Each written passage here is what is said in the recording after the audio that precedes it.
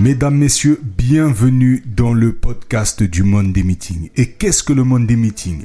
Tout simplement la réunion d'amis entrepreneurs qui discutent autour de sujets qui les concernent dans leur vie de tous les jours et dans leur vie d'entrepreneur.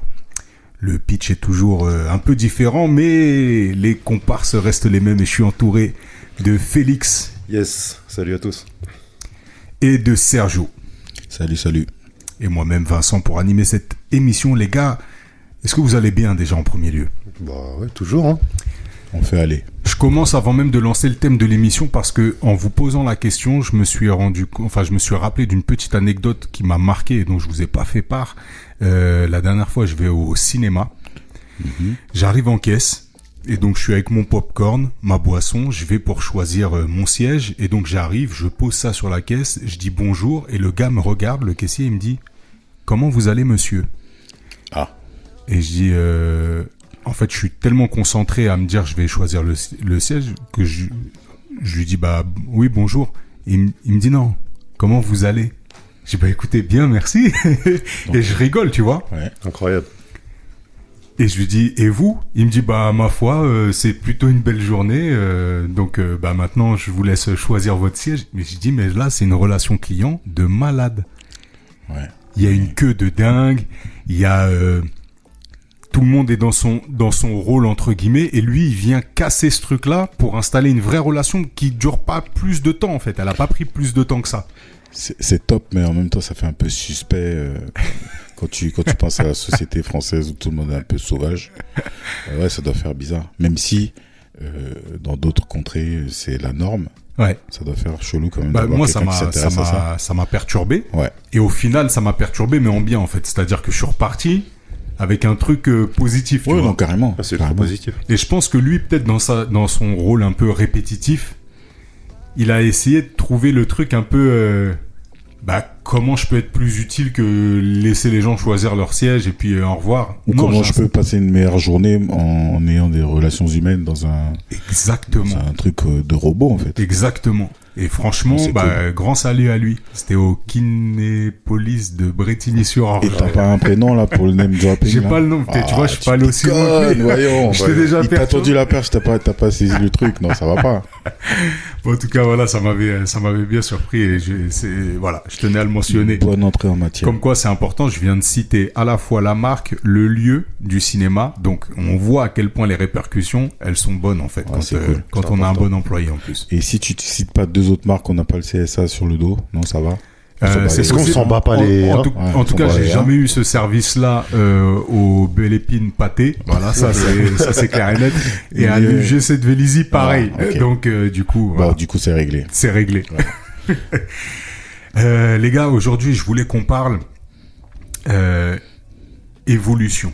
Donc, comme d'habitude, le Monday Meeting, on va lancer un thème relativement large et puis ensuite on peut restreindre un petit peu le faisceau à travers nos actions dans nos entreprises, business et puis comme on est chef d'entreprise, on voit que la vie perso des fois n'est jamais très loin. Donc évolution, déjà qu'est-ce que ça peut vous évoquer le mot largement comme ça et puis après on rentrera peut-être dans des anecdotes un peu plus ciblées. Bon, je prends la parole et comme je suis un relou, je vais pas répondre tout de suite. Je vais faire plutôt un flashback. Tiens, pour changer. Ouais, voilà. Je vais faire un petit flashback sur l'épisode précédent et en me posant dans cet endroit, je repense à notre précédent enregistrement. En face de moi et dans le fauteuil vide que je regarde, il y avait le frérot Antoine. Et il a dit pas mal de choses sur l'expérience qu'il a vécue en enregistrant le podcast. Et ça confirmait un peu le ressenti qu'on avait, effectivement, de se dire il faut qu'on fasse ce truc-là. On ne sait pas à quoi ça va servir, on ne sait pas quand est-ce que ça va vraiment prendre vie, ou si ça va même prendre vie. Bon, il a réussi avec ces quelques mots à me convaincre que c'était important de le faire. On verra toujours comment on le sort et quand on le sort, mais voilà, on peut commencer à parler d'épisodes qui s'enfilent les uns après les autres. Et exactement. Voilà. Et si vous nous entendez dans vos oreilles, c'est que tout ce process a déjà été validé. Donc vous vivez un petit peu au fur et à mesure des épisodes comment on a réussi à faire évoluer Sergio. Voilà. Donc en fait, des épisodes 0 à 4, bah, c'était toujours pas sûr qu'on le fasse sortir. Voilà, la négociation commence à pencher dans le sens. Donc, bah, c'est peut-être ça l'évolution, voilà. Donc l'évolution du podcast, voilà. Bah, c'est bien. Donc voilà, c'est mon début de définition. Je vais laisser la parole à Félix. Alors l'évolution, est-ce que ça m'évoque tout un tas de trucs. On va commencer par le commencement. Je pense que c'est comment on passe d'un point. Je vais reprendre ma phrase. Je pense que l'évolution, c'est le moyen de s'adapter à un contexte, s'il faut donner une définition un peu magistrale. Ouais, voilà, magistrale. Ça me ressemble pas en plus, ce genre de conneries. C'est par quel moyen on s'adapte à un contexte pour passer d'un point A à un point B, ou à un point C, ou à un point D, peu importe. Voilà ce que j'entends par évolution. Là, autour du business, c'est plutôt cool, parce que je sais pas si on va tout de suite rentrer dans le vif du sujet, mais l'idée, en tout cas pour ma part, c'était un peu d'évoquer ce qui nous a permis, ou plutôt les chemins qu'on a pris et qui nous ont permis de naviguer et d'être là, j'allais dire encore aujourd'hui comme si, mais d'un peu appréhender le contexte dans lequel on évolue et tout simplement apprendre de nos erreurs et en faire quelque chose qui fait qu'aujourd'hui on bosse toujours dans les domaines dans lesquels on est. Ouais, je sais pas si c'était... Ouais. Moi, c'est vrai, quand j'entends évolution, je le mets aussi en relation. Bah, on a fait tout un épisode sur l'adaptabilité. Donc, ça rejoint totalement ce que tu dis. En fait, c'est vrai que souvent, l'évolution, elle se fait par une adaptation qui est, bah, comme on l'avait évoqué, soit obligatoire, soit naturelle parce que on a une envie de changement. Et c'est pour ça que cette notion de changement aussi, elle rejoint la notion d'évolution. Et j'entends par là, le changement, il peut être intrinsèque, interne à soi. On a un changement, soit dans nos vies, soit un changement de mindset ou quoi que ce soit, qui va amener sur une évolution, soit un changement extérieur.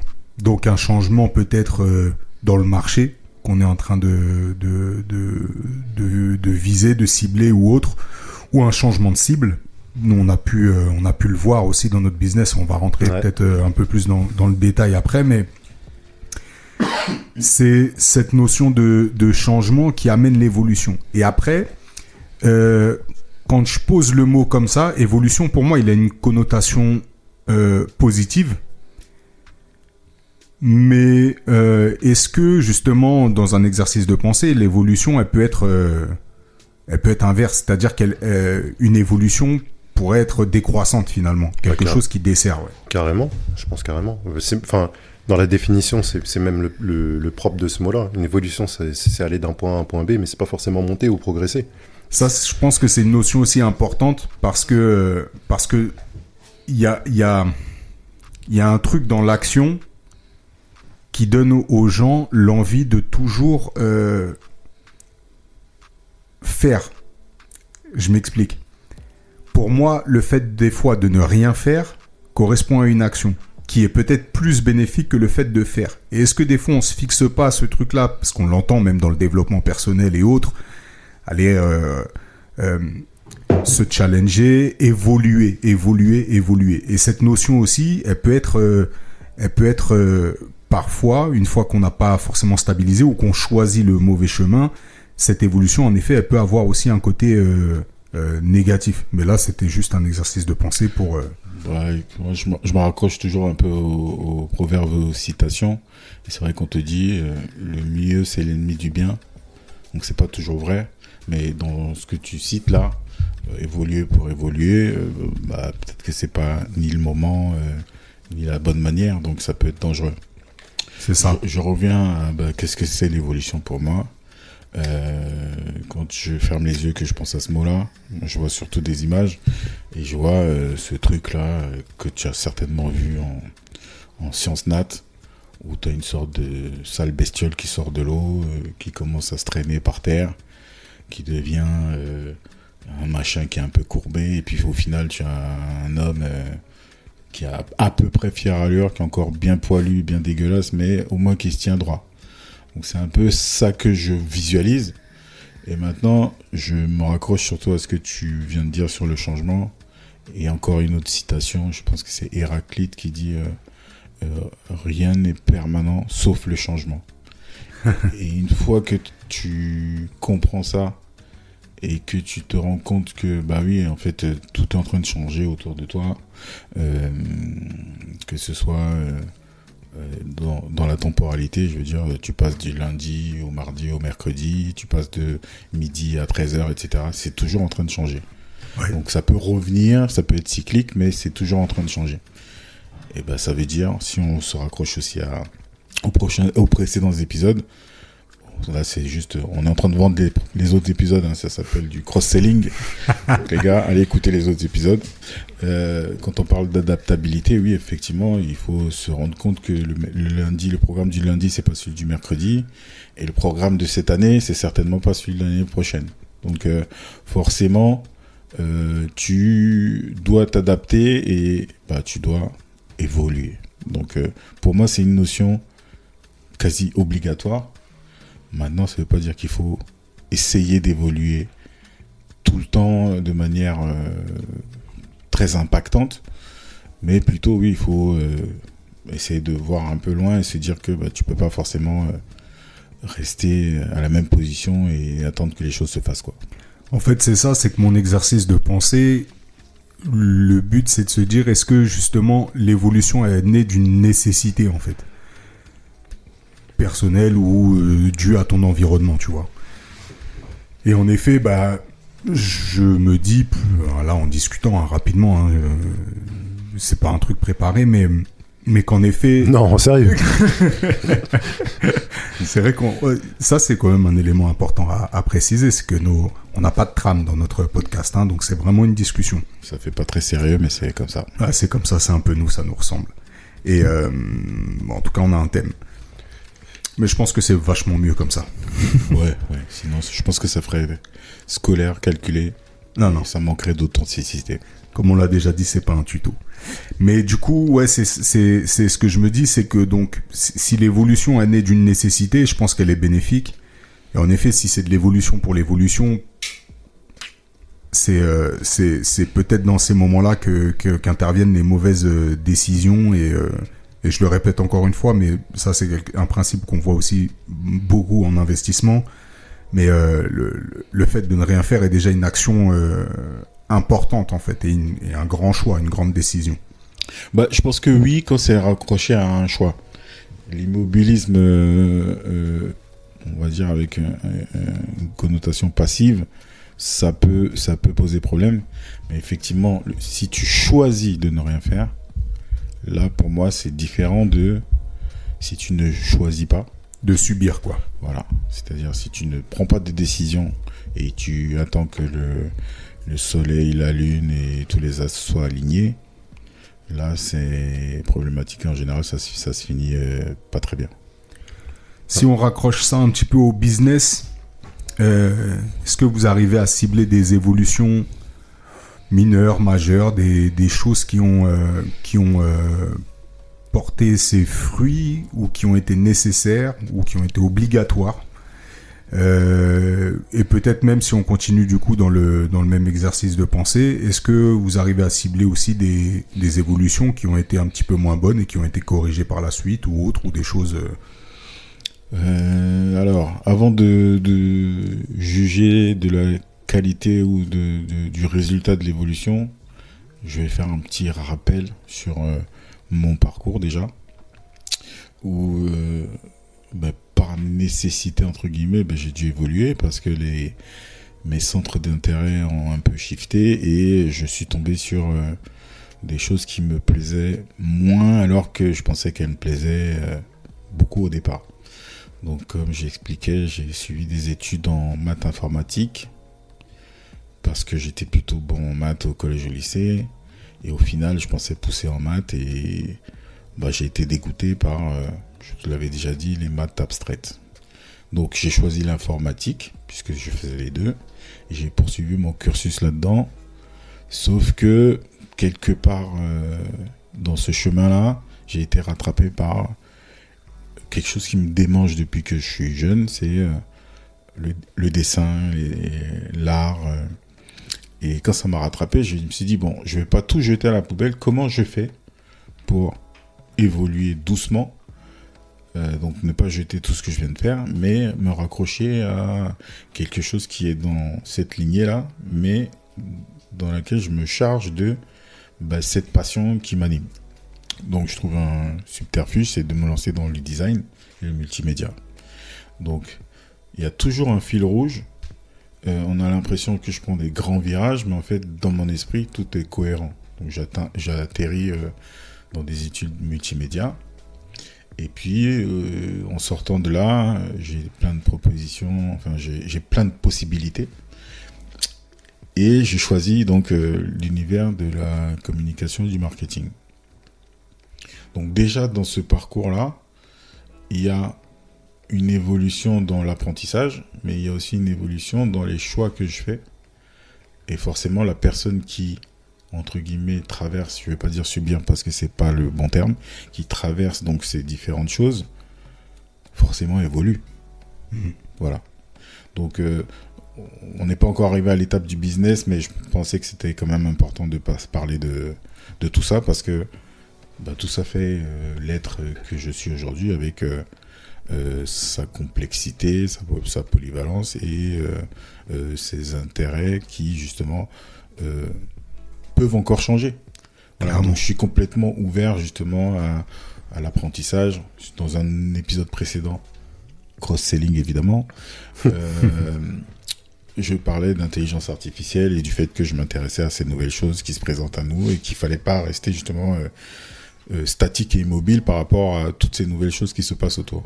Donc oui, l'évolution est indispensable, mais comme tu disais tout à l'heure, c'est plutôt en tant qu'être humain.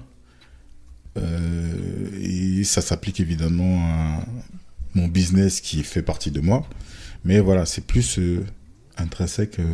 Voilà. Ben, moi je te rejoins complètement là-dessus, Sergio, parce que c'est marrant parce que c'est en t'écoutant que je réalise ça, parce que j'avais jamais fait vraiment de parallèle entre mes différentes activités professionnelles, mais avant d'avoir donc cette société en production audiovisuelle avec Vincent, j'ai bossé, ça peut paraître n'avoir aucun rapport, mais j'étais en location de voiture. Et avant ça, j'ai bossé pour une start-up qui faisait du transport de personnes. Et au final, je me rends compte que c'est de ces expériences-là, et ainsi que d'autres, donc je ne vais pas forcément parler là tout de suite, mais que j'ai forgé mon tempérament et que je suis arrivé tout naturellement. Je m'explique. Dans chacune de ces expériences précédentes, donc que ce soit location de voiture ou bosser en start-up, etc., j'ai capitalisé des compétences que je retrouve aujourd'hui. Et c'est maintenant que là, on est dans une nouvelle phase avec Vincent, donc peut-être on parlera un jour, où on commence à se poser des questions sur la structuration de la société, que je me rends compte que toutes ces choses donc, que j'ai apprises au fur et à mesure du temps, j'ai clairement capitalisé dessus. Pour moi, c'était des étapes indépendantes et je voyais pas forcément de lien, mais tu te rends compte que avec le temps, c'est ces choses-là que tu as fait, que ce soit en bénévolat, que ce soit des petits jobs ou que ce soit des jobs un peu plus sérieux dans lesquels tu t'investis, qui font et qui nourrissent la personne que tu es aujourd'hui et qui font de toi l'entrepreneur que tu es. Donc, mais c'est marrant que je m'étais vraiment jamais posé la question comme ça. Mais c'est vrai que tout a un sens et finalement, on parlait beaucoup mais Vincent a abordé la question de la nécessité de l'évolution. Et moi, je le vois plutôt comme un besoin plutôt qu'une nécessité. C'est pas forcément quelque chose de forcé, mais c'est quelque chose, une expérience en appelle un autre en fait, on appelle une autre plutôt. Et ouais, c'est un peu comme ça que je vois le truc. Comment tu nuances le besoin et la nécessité pour nos auditeurs ? La nécessité, c'est quelque chose que tu es obligé de faire. Le besoin, c'est quelque chose que tu as envie de faire. Ça suffit, je pense. C'est bien, ouais. C'est propre. Carré. Ouais, je suis totalement d'accord. Je rejoins ce que vous avez dit et je laisse courir un peu mon esprit. Il y avait pas mal de trucs qui étaient en train de naître, mais qui fuient. Mais, tu veux que j'enchaîne, c'est ça ? Si tu veux, je vais retrouver le fil après. Mais donc dans ce désir d'évolution, j'ai eu donc là je reviens. Donc la question telle que tu l'as posée, c'est est-ce qu'il y a eu des parties un peu négatives là-dedans ? Évidemment, dans l'évolution, tu vas avoir C'est un peu comme si tu montais des marches, et quand tu montes les marches, bon, de temps en temps, il y a des paliers. Et en général, comme on dit, les paliers, c'est quelque chose d'assez douloureux parce que c'est un endroit où il y a des choses qui se valident, où tu essaies de reprendre un peu ton souffle, où tu admets que tu es passé à un autre niveau. Et parfois, c'est assez douloureux parce que il faut faire des choix. Est-ce que je prends le temps de souffler à ce moment-là et est-ce que ce que je suis devenu me convient? Et moi, j'ai eu souvent, dans des périodes comme ça où je sentais que j'arrivais à un palier, de gros questionnements personnels. Justement, de me dire, ok, tu t'es lancé dans ça, bon, là, tu es dans l'informatique, mais est-ce que c'est toi? Voilà. Est-ce que c'est pas lié au fait qu'on aimerait bien que ce soit un peu plus linéaire parfois, un peu plus simple, un peu plus direct? Peut-être. On avait parlé aussi de ça, c'est-à-dire que de l'influence de l'éducation sur ton esprit entrepreneur finalement, où voilà, c'est effectivement tout le monde préfère que ce soit écrit et que finalement cohérent, que ce soit une suite logique. Voilà, que ça n'inquiète personne. Effectivement, quand on a quelqu'un comme ça qui commence à drifter et changer de centre d'intérêt, moi le seul moyen que j'ai trouvé pour me rassurer tout le monde, c'est d'avoir une sorte de continuité de fil rouge. Voilà. En fait, je suis passé en informatique, mais c'était maths et informatique. Donc c'est un choix, mais voilà, c'est dans la continuité. Et le multimédia, je me rappelle, je trouve que c'est sympa quand on balance des anecdotes dans ce podcast, donc je vais en balancer. C'est important. Comment j'arrive en multimédia? J'arrive avec un background en informatique et j'ai besoin de faire des stages pour valider un peu tout ce que je fais à côté. C'est-à-dire que moi, ça se passe souvent par des nuits blanches où je me plonge dans un sujet. Et à un moment donné, je me dis, ok, j'ai l'impression d'avoir des compétences, mais j'ai quand même besoin de tester ça dans un univers professionnel pour voir si c'est juste moi qui fabule ou si je commence à avoir un niveau. Donc, je trouve un stage en multimédia dans une agence toulousaine. Et j'ai besoin d'une signature d'un professeur, donc qui va valider mon stage qui rentre dans mon cursus universitaire, mais qui n'a rien à voir avec le stage. Voilà. Donc la parade que je trouve, je vais voir donc mon professeur de analyse et synthèse d'images. Ça a un peu rien à voir, mais en même temps si, parce que c'est en analysant, en synthétisant des images de manière informatique. C'est la base un peu de tous les logiciels type Photoshop, c'est-à-dire analyse d'image, et la synthèse, c'est avec des 0 et des 1, et tu vas créer un fichier qui est en fait un fichier image. Et avec certaines manipulations, tu vas passer l'image en noir et blanc, tu vas la flouter, etc. Donc c'est vraiment la base mathématique et informatique de tous ces logiciels d'image.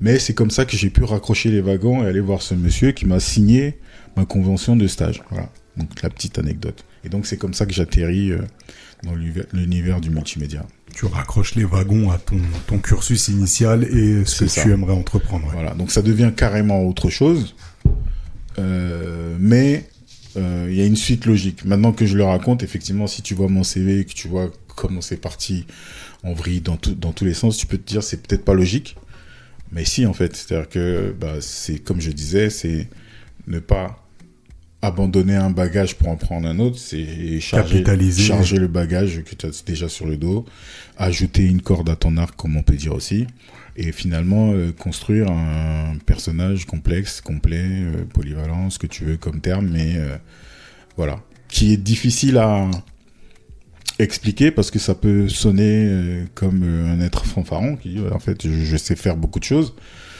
Si, en fait il y a beaucoup de choses qui m'intéressent, et je me plonge toujours à fond là-dedans.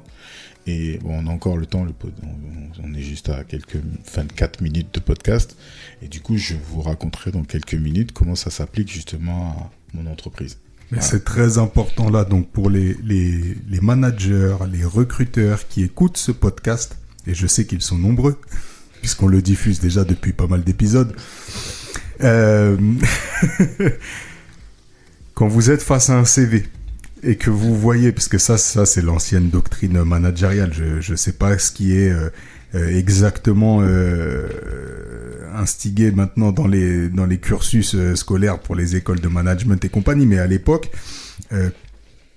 quand vous voyez un CV avec une personne qui a autant d'expérience, c'est pas une personne qui va vous filer entre les doigts, ou une personne qui ne sait pas ce qu'elle veut ou ce qu'elle cherche, ou qui n'a pas de positionnement. Non. C'est la personne que vous devez recruter, parce qu'elle est allée capitaliser un tas d'expériences dans un tas de domaines, et si elle vous a ciblé en tant qu'entreprise, c'est qu'à ce moment-là, vous représentez un intérêt dans son évolution, son parcours, et que vous pouvez être sûr que c'est une personne qui va apporter. Enfin, vous pouvez être sûr. Non, vous pouvez pas être sûr. Mais en tout cas, moi, c'est le type de profil en tant que recruteur qui m'intéresse, et je parlerai de mon rôle de recruteur peut-être dans d'autres épisodes et dans une autre fonction que j'ai occupée.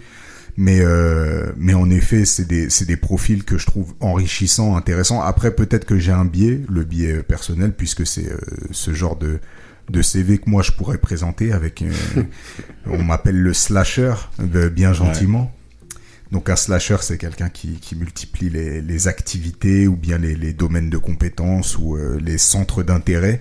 Et ouais, j'arrive à me définir en tant que slasher. Donc voilà, petit message aux auditeurs, managers et recruteurs: favoriser les CV enrichis de multiples expériences. Tu sais, quand tu viens de parler de slasher et de multiples compétences, il y a ça va vous faire rire, mais il y a un visage qui m'est apparu, et c'est Patrick Bruel. Ouais, mais total. Voilà. Et voilà, c'est quelqu'un qu'on a connu en tant que chanteur. Et puis d'un coup, quand tu le vois au cinéma, bon, certains ont dû se dire, qu'est-ce qu'il fait là ? Bah ouais, si t'allais faire Alors regarde ailleurs, tu vois. Et aujourd'hui, déjà ça avait surpris à l'époque. Aujourd'hui, le mec, il est juste une tronche validée du poker, quoi. Ouais, complet. Rien à voir. Ouais, parce qu'il a gagné en plus. Oui, non, ouais. C'est ça. En fait, ce qui est fort, c'est qu'il a validé chacun de ses champs de compétences. Exactement. Il a capitalisé, fructifié plus que certains ne feront dans une seule carrière, en fait, voilà. dans un domaine ciblé. Ouais. Donc voilà, pour tous ceux qui pensent que les slashers sont des gens qui sont moyens ou mauvais dans tous ces domaine de compétences. Non. Merci Patrick. je pensais jamais qu'un jour je remercierais de près ou de loin, ou voilà, de façon directe ou indirecte, Patrick Bruel. Ça allait vous faire rire, mais merci Patrick. Comme si quoi ce podcast est important. Si tu nous écoutes. Merci Patrick. Voilà. Ouais, mais total. Et en fait, moi, ce thème-là, alors au début... On a tout un tas de thèmes pour vous expliquer un petit peu les coulisses du podcast. On a tout un tas de thèmes qu'on a générés nous-mêmes ou par ChatGPT. On s'est dit laissons traîner l'ami ChatGPT et puis piochons dans ce qu'il propose. Bon, il nous propose que des thèmes, hein. On n'a pas la trame, on n'en est pas là. Mais ce thème-là, je sais pas, il m'a parlé. C'est-à-dire quand je l'ai lu, évolution, changement, point de pivot dans une entreprise, je me suis dit tiens, c'est un truc qui me parle. Mais là, en fait, tu vois, tout à l'heure, je te disais, j'avais une idée, puis je l'ai perdue, mais c'est parce qu'en fait, là, je suis en train de me rendre compte à quel point ce thème-là, il me bouscule dans ma tête. Il y a tellement de choses que c'est difficile de raccrocher. Donc, je m'explique. En fait, je me rends compte que, on est tous en perpétuelle évolution, mais qu'il y a des évolutions qui sont plus difficiles à mettre en place que d'autres. Et ça m'évoque le switching cost, ouais. Donc le coût lié au changement. Bilingue, oui, j'essaye de m'améliorer. Donc ce switching cost, c'est quelque chose qu'on va rencontrer si par exemple vous vous intéressez peut-être aux investissements dans les entreprises ou autres, ou que vous achetez des actions, c'est quelque chose qui est très recherché, notamment chez des grands investisseurs comme Warren Buffett, Graham et compagnie. Donc bref, ceux qui sont de cette école-là. Alors en gros, le switching cost, c'est le coût du changement, le coût lié au changement. Et on va retrouver ça dans des grandes entreprises, par exemple comme Apple. Je vais prendre Apple parce que moi je suis un aficionados d'Apple depuis que je suis né. Donc j'avais la chance d'avoir un oncle qui travaillait chez Apple, qui était ingénieur chez Apple, mais à l'époque où c'était pas du tout bankable, Apple. Donc l'époque du beau vieux Macintosh bien carré, bien pas sexy du tout. Et donc j'avais toujours eu un Macintosh à la maison. J'ai eu un ordinateur depuis que je suis né. Je sais que j'ai un ordinateur. Donc j'ai grandi dans cet environnement-là. Et en fait, eux, ils ont installé un switching cost vraiment incroyable au moment où ils ont mis en relation tous leurs appareils. Donc, créer une identité Apple, donc un ID Apple, et puis tu vas pouvoir connecter en fait ton Mac à ton téléphone, puisqu'ils avaient sorti le téléphone, puis à ton iPad, puis maintenant à ton Apple Watch. Et donc tu vas synchroniser tous tes contacts, tu vas créer un trousseau pour tes mots de passe, tu vas... Je suis désolé, j'avais le micro qui avait un peu vrillé. Bon. Et donc tu vas avoir une forme de dépendance qui va se créer à l'ensemble de l'écosystème Apple. Et pour un aficionados ou bien un professionnel qui travaille ou qui vit dans un environnement Apple, passer dans un autre environnement, c'est un coût. C'est quasiment impossible. C'est-à-dire qu'aujourd'hui, si je voulais passer juste l'un des éléments de la chaîne, en dehors de ça, je serais complètement pénalisé.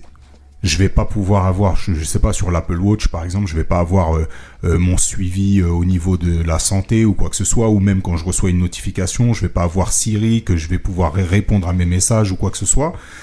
Si je change le téléphone, c'est pareil. Bon, au niveau du répertoire, on peut maintenant avoir des applications qui font le lien, donc voilà. Mais c'est un coût en fait. Et donc si je me mets à changer juste l'un des éléments, ça devient compliqué. Donc ça, le switching cost, c'est quelque chose qui est vachement recherché, par exemple, pour des investisseurs. Quand on investit dans une entreprise, on va chercher un truc où les clients, finalement, sont fidélisés par ce switching cost aussi. Et c'est intéressant que tu donnes cet exemple-là, parce que c'est un exemple où la société a l'intelligence d'augmenter ce coût-là, dans la façon dont elle... gère l'expérience de l'utilisateur pour que justement tout soit fluide tant que tu restes dans cet environnement-là. Mais il y a dans la nature humaine, et c'est pour ça que c'est vachement intéressant, on parle d'évolution et de changement, il y a une sorte de tendance à être réfractaire au changement. Et même si c'est pas calculé, je te donne un exemple plus basique. Chez toi, tu as une Freebox. Et puis tu te rends compte que compris. Voilà, et ça marche pas, tous les soirs tu viens et puis ça se connecte pas bien, etc. Mais juste l'effort de ranger ta Freebox dans sa boîte, de la ramener et d'aller chez un autre opérateur, tu préfères râler tous les soirs que faire cet effort là. Et l'inverse, c'est-à-dire que tu as d'autres sociétés qui essaient justement de gommer ce coût là, ce switching cost, et de t'apporter la solution. C'est ça. C'est-à-dire, tu veux changer de téléphone, écoute, on s'occupe de tout, on réutilise chez l'autre. Chez les opérateurs, voilà. Ça a été même leur succès phare. Donc, banque, assurance, opérateur, c'est exactement ça. On va lisser, on va supprimer ton switching cost et on s'occupe de tout pour toi. Parce que dans la nature humaine, il y a quand même cette tendance à se dire, j'ai pas trop envie de bouger là en fait. Voilà. C'est clair. Donc c'est pour ça que par rapport à cet épisode, ça tombe super bien. Depuis tout à l'heure, on est assez raccord sur le fait que l'évolution c'est bien et que en fait parfois elle est subie, parfois elle est contrôlée, mais c'est quasi inévitable. Mais je pense qu'il faut se rappeler quand même qu'on est dans une société qui aime pas trop bouger, qui a été chamboulée un peu récemment avec, on en parle souvent, mais cet épisode Covid qui a fait que les gens se posent de nouvelles questions qu'ils n'avaient pas l'habitude de se poser. Mais c'est une société qui est quand même basée sur le confort. Et les gens aiment leur confort. C'est ça. Voilà. Et puis là, on parlait du confort matériel et puis ce que ça peut représenter en coût. Mais donc, du coup, moi, l'idée que j'avais derrière aussi, c'est si le besoin, enfin, si le changement matériel ou bien d'une habitude est aussi forte, qu'est-ce qu'il en est des choses qui font de nous ce qu'on est? C'est-à-dire ce qu'on a capitalisé depuis petit, que ce soit en termes de principes, de valeurs, mais même de vision du monde et autres. Et pourquoi je dis ça? C'est parce que moi, on évolue tous, mais j'ai l'impression justement d'être à un point de pivot par rapport à certaines valeurs ou même visions du monde, de la vie, du business, de la richesse, de certaines choses. Bah, c'est quand tu parles du point de pivot, je fais le parallèle avec ce que je disais tout à l'heure. Pour moi, c'est l'image du palier. Tu vois, où tu arrives. Et effectivement, ce qui est douloureux dans le palier, c'est que effectivement, tu as évolué. Mais est-ce que tu as évolué dans le bon sens? Ouais. Voilà. Est-ce que tu te rapproches de l'être humain que tu veux être? Et même si tu sais pas exactement ce que tu veux être, est-ce que au fond de toi, ce qui t'anime, cette petite flamme, elle brille toujours quand tu arrives à ce palier-là? Et c'est quelque chose qui m'a posé problème à certains moments. C'est vrai que j'avais pas terminé ma réflexion sur ce sujet-là, parce que sans comprendre pourquoi à l'époque, je me rendais compte que j'étais sur un truc bien, c'est-à-dire good job, angle mort. La paye est bien, tout ça, tout se passe bien, mais il y a un petit sentiment de il y a quelque chose qui cloche. Ouais. Et avec le temps, je me suis rendu compte que c'était des choses liées à donc ce sentiment de liberté, d'évasion, etc. Où il y a une partie de moi qui s'exprimait pas. Voilà. Et bah, c'est parce que on m'empêchait de faire mon Patrick Bruel, tout simplement. Ouais. C'est que bah ouais, non, tes chanteurs restent là, c'est cool. Et ça c'est quelque chose qui est dans ton patrimoine familial, dans la façon dont tu as été élevé ou dans le contexte social dans lequel tu as grandi, ton environnement, c'est ça qui a fait de toi... Je pense que ça joue, et bon, je vais encore faire le mec des citations, je pense que celle-là, je l'avais déjà balancée, mais les Japonais disent le clou qui dépasse appelle le marteau. Ouais. Ça veut dire, bah ouais, quand tu sors un peu du lot, d'une manière ou d'une autre, bah, on te voit et ça dérange, quoi, voilà. Et ça, c'est clair que chez les Japonais, c'est ouais. bien ancré. Voilà. Donc, t'as le droit de te déguiser en femme le soir et d'aller dans les karaokés, mais dans la journée, il faut pas dépasser, quoi. Voilà. Ouais. Donc, je pense que oui, il y a toujours le contexte familial, mais au-delà du contexte familial, je pense que c'est, on va dire, de société. Je sais pas si c'est juste de le dire, mais il y a ce truc-là où, il y a une norme, reste tranquille, quoi. D'où tu veux faire à la fois du dessin, de l'informatique, c'est pas, on va te dire, ben non, c'est pas les mêmes hémisphères, ça n'a rien à voir. Qu'est-ce que tu veux faire avec les deux, là? Qu'est-ce que tu me racontes? Non, t'es scientifique ou t'es... un artiste. Qu'est-ce que tu racontes? Voilà. Donc oui, ça m'a posé problème, parce que fondamentalement, j'adore les deux. Et c'était pas normal. Et ben, quand t'es pas normal, ça se passe pas bien, quoi. Donc, je pense que pendant longtemps, j'ai essayé d'éteindre ou de cacher un des côtés. Ouais. C'est plutôt le côté artiste que j'ai éteint ou caché. Pas vraiment éteint parce que je m'exprimais, mais je montrais pas forcément, quoi. Et pour moi, c'était plus une sorte de loisir, hobby, comme ils disent de manière vraiment dégradante. Ouais. Mais quand je me suis rendu compte que même en essayant de rattraper les wagons, en faisant du design, en faisant du multimédia, des choses un peu créatives, le fait de le faire pour un client avec des règles du jeu que je n'ai pas définies, bah, ça enlevait tout le sel du truc, quoi. Donc je me suis remis, entre guillemets, de mon côté, avec une complète liberté d'expression. Et le plaisir que ça me procurait, donc je menais une sorte de double vie où j'allais au bureau le matin, je sortais, je rentrais chez moi et puis je me mettais à peindre vers 23h jusqu'à des 4-5 heures du matin. Et le lendemain, je retournais au bureau rechargé par la nuit blanche que j'avais passée. Ouais. Donc étrange de se dire, dans une semaine où tu as fait 3-4 nuits blanches, tu es tout frais, tu vois. Ouais. Donc physiologiquement, il y avait une sorte de questionnement. Mais qu'est-ce que c'est que ce truc-là qui recharge tes batteries que tu as vidées toute la journée au bureau, tu vois? Et c'est pas que ce que je faisais au bureau me déplaisait vraiment, non, c'est quelque chose que j'aimais bien, dans lequel j'avais développé certaines aptitudes et je kiffais quand même. Mais en faisant ça, ton équilibre, en fait, il était respecté. Voilà. Mais bon, tu peux comprendre que un équilibre qui nécessite que tu dormes 3 heures par nuit, non, c'est cuit. Ça commence à être lourd à un moment donné. Du coup, évolution, changement. C'est ça. Ouais. Et donc, évolution, changement, déjà, c'était de se dire, c'est deux moitiés qui se baladent de manière complètement désynchronisée. À un moment donné, il faut admettre que tu t'appelles... ton prénom, c'est Patrick et ton nom, c'est Bruel. Voilà. Quel name dropping. Voilà. Patrick, donc, si tu nous écoutes. Voilà, Patrick, franchement, si tu peux sponsoriser cet épisode, c'est chouette. Avec plaisir. Voilà. Donc, ouais, juste dire, chers collègues, je suis aussi artiste. Ouais. J'ai une exposition, telle date, venez voir ce que je fais. C'est, pour te dire, c'est un vrai saut dans l'inconnu. Et quand tu vois les yeux des gens et qui te découvrent finalement, pas qui te redécouvrent, mais qui te découvrent carrément parce que ils ont vu que la moitié finalement. Voilà. Tu te dis c'est ça la vraie vie quoi. Mais attends, comment tu l'as vécu ce truc-là? Est-ce que tu l'as vécu comme un saut dans l'inconnu de leur annoncer, ou est-ce que c'était un challenge pour toi, ou est-ce que c'était naturel et que tu avais besoin que ça sorte? Non, naturel parce que je suis arrivé. Comme je dis souvent, il y a plein de choses où t'as pas le choix. J'arrivais avec un peu plus de maturité. Quand je lance mon Facebook, ma page Facebook avec mes productions artistiques.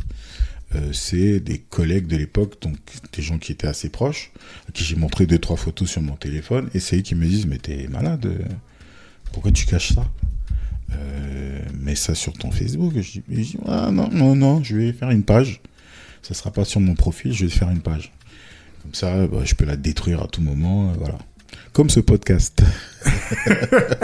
vous remarquez du coup la méthodologie de Sergio. Voilà, donc on avance.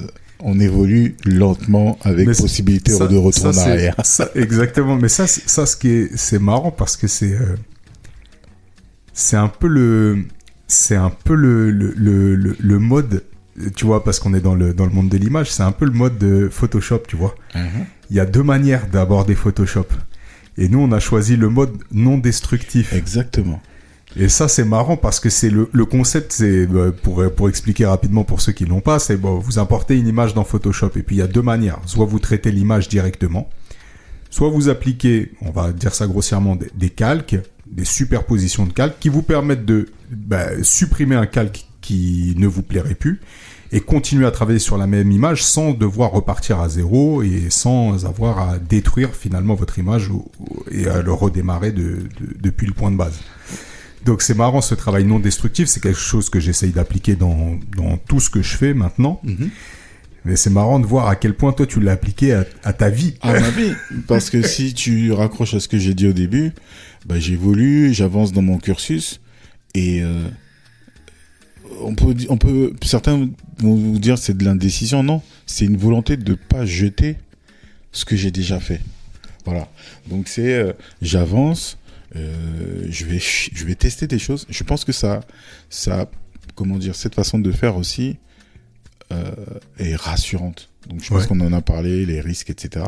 Ouais, tu peux prendre des risques, surtout si tu sais les mesurer en fait, et que tu sais que il y a rien que tu parlais, c'est non destructif en fait. Ouais. Donc on peut y aller. Ce qui est marrant dans ce que tu viens de dire justement, et sur lequel Félix a rebondi.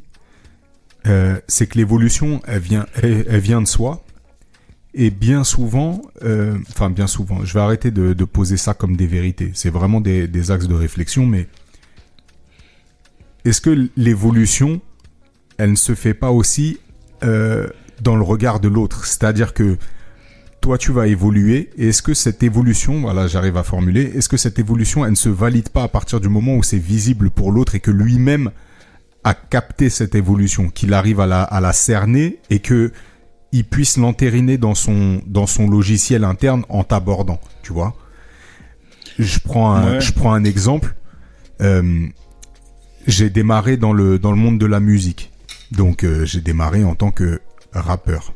Voilà. Donc je rappais énormément et dans la tête de tout le monde, j'étais un rappeur. Tu me voyais, je disais lui, il est exceptionnellement bon en rap, ou lui c'est un rappeur, ou lui il sait rapper. Voilà, c'était ça mon bagage. Et puis un jour, je me lance en tant que photographe. Donc j'évolue, Et c'est un cheminement que j'ai déjà expliqué. Dans l'un des premiers épisodes, prenez-les tous. Cross-selling. Voilà, prenez-les tous, comme ça vous retrouverez ce truc-là. Mais en gros, je me suis confronté aussi au fait que, dans la tête de tout le monde, je suis le rappeur, je suis pas le photographe. Et au départ, quand j'interviens, j'interviens dans mon cercle proche.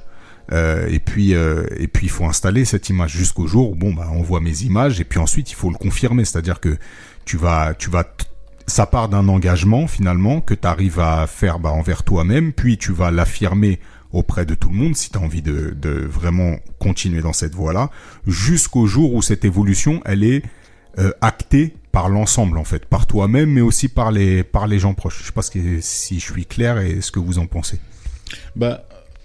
Je préfère acter la première chose que tu as dit, que tu as dite, qui est validée.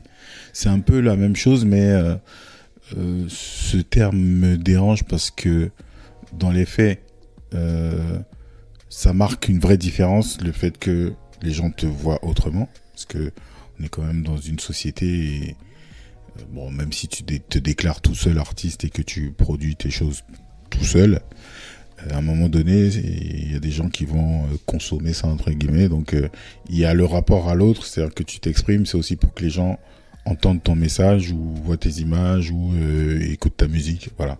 Donc, même s'il y a un côté très égocentrique dans la production artistique, dans cette expression-là, il y a un moment où tu es confronté aux autres. Donc, oui, il y a un moment où les gens vont valider, entre guillemets, le fait que oui, effectivement, et comme tu dis, il est excellent, il écrit bien, c'est vraiment un rappeur talentueux et tout ça. Donc il y a une sorte de validation, mais je fais attention à ce mot-là parce que c'est pas ça qui définit ta valeur. Parce que dans les gens qui valident, qu'est-ce qui fait d'eux des gens qui sont à même de t'attribuer une valeur? Donc on en a parlé dans un épisode précédent. Donc, ceci est une masterclass du cross-selling. Voilà. Bon, pour ceux qui savent pas, cross-selling ou vente croisée, c'est le fait justement de proposer des produits additionnels à une vente d'un produit particulier. Voilà. Donc, je me méfie un peu de ça parce que ça peut devenir dangereux, notamment dans cette époque très marquée par les réseaux sociaux, où tout le monde a un avis. Même les tocards. Le mot est lâché. Voilà. Le mot est lâché. Il faut faire attention à ces avis-là. Voilà. Et en tout cas, il faut faire attention à, quand on arrive sur ces fameux points de pivot ou paliers, à bien se poser la question, est-ce que je suis en train de me demander si ça va plaire aux gens, ou est-ce que je suis en train vraiment de me demander si ça me correspond et si je suis à l'aise avec cette évolution-là. Et même si vous échouez, vous serez beaucoup plus à l'aise si vous avez échoué en prenant des décisions qui vous conviennent que si vous êtes allé dans une direction qui vous a été soufflée par un tocard. Voilà. Non, mais clairement. Mais je pense que c'est pour ça que je disais ça part de soi, un engagement qu'on va prendre envers soi-même, et puis une fois qu'on l'a validé pour soi-même, qu'on expose aux autres, je pense que c'est quelque chose qui est vachement expliqué dans des domaines sur lesquels on a travaillé tous les trois en commun, mais qui est le voyage du héros auquel tu m'as initié, mais l'étape de la caverne, et puis la prise de conscience de son propre pouvoir, l'expérimentation de ce pouvoir pour arriver au final à une révélation. Et c'est aussi c'est quelque chose qu'on retrouve dans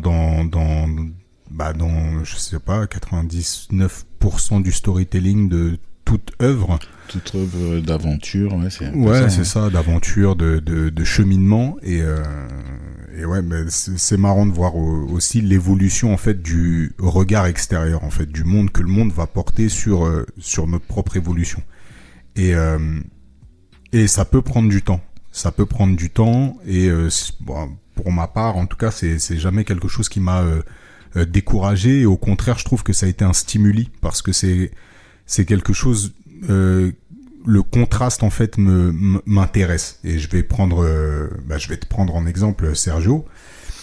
C'est un podcast, et normalement à partir de l'épisode 10 il sera filmé, Mais pour l'instant, Il est chaud ce soir. avec Sergio, faut évoluer avec l'engagement. Tant que c'est non destructif, on peut y aller.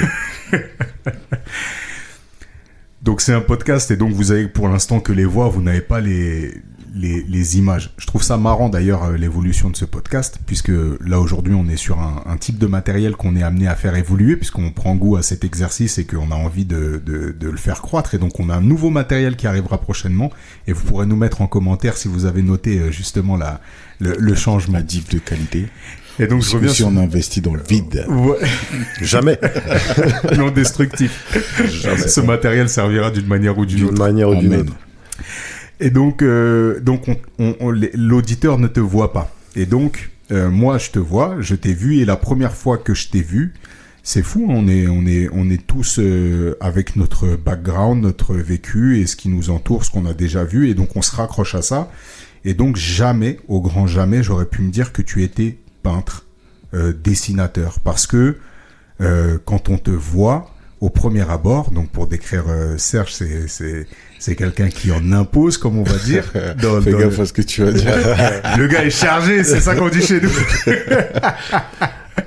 Mais en fait, c'est ce contraste-là pour moi qui est ultra intéressant. C'est de prendre la personne en face de soi à contre-pied et ensuite de l'obliger à comprendre qui tu es, mais de faire cet effort-là, en fait. Et je trouve ça intéressant aussi dans l'évolution, justement, dans ce que je disais tout à l'heure, de l'évolution de la perception des autres envers toi-même ou ton business ou bien ce que tu es en train de produire. Mm-hmm. De cette notion d'effort que tu vas imposer à l'autre aussi, jusqu'à ce que ce soit bien entériné dans chaque tête que oui, je sais faire ça. Oui, je suis ça. Oui, j'ai évolué. Peut-être que toi, t'es resté à la version d'avant. Par contre, les mises à jour, tu vas les prendre coûte que coûte. T'as pas le choix. Et c'est marrant, hein, ça me ramène à autre chose, c'est l'évolution de mon Instagram. Mon Instagram, il y a une dizaine d'années. Tu parles de l'Instagram @Serge Ponton, Oui, K-P-O-N-T-O-N. C'est ça, merci. Très bien. Merci. Quel commercial, ce gars. Waouh. Waouh. Excellent. Excellent. Du coup, il y a 10 ans, c'était du dessin, de la peinture, des recherches un peu picturales dans ce genre-là. Et puis, au fur et à mesure, donc, je commence à expérimenter d'autres choses. Et j'arrive à la peinture corporelle, où, bon, je pense qu'on détaillera un peu tout le fond de mon travail dans un autre épisode parce que ça va prendre vachement de temps, où j'expérimente de nouvelles techniques et j'arrive au body painting, peinture corporelle, et je saisis un petit peu ce travail de recherche avec de la photographie. Donc évidemment, c'est tout nouveau, c'est tout frais et ça stimule beaucoup de choses. Je commence à voir naître une série, mais surtout, c'est beaucoup plus rapide à faire. C'est-à-dire qu'en une journée, tu as tes images, alors qu'une peinture, tu peux y passer 2 semaines, 3 semaines, 1 mois. Donc évidemment, en termes de production, très rapidement, ça commence à, en volume en tout cas, prendre le pas sur la peinture.